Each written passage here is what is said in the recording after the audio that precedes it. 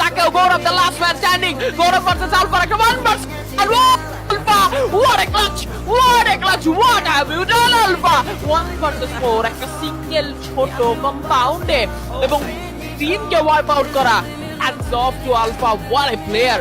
What a clutch! But এখন কথা হচ্ছে বাংলাদেশ নক হয়ে গেছে আবারও, তাকে যদি হিলিং ভাই দিয়ে হিল একবার করে দেওয়া হয়েছিল। মিস্টার টিপোলাররা এই মোমেন্টের জন্য ওয়েট করছিলেন। জোনটা এখনো তারা খাচ্ছে, একটু লেট জোনে এন্ট্রি করতে চায় mister টিপোলার।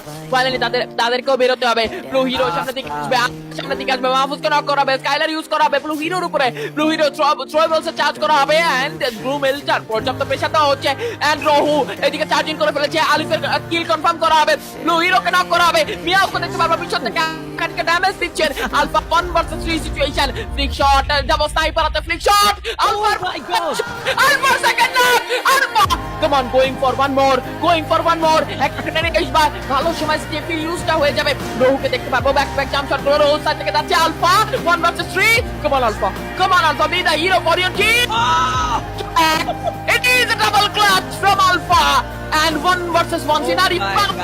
Versus Mehdi. First shot connected from Mehdi with a 55 band. The fire goes to Bangladesh top 1. Wow, wow, wow.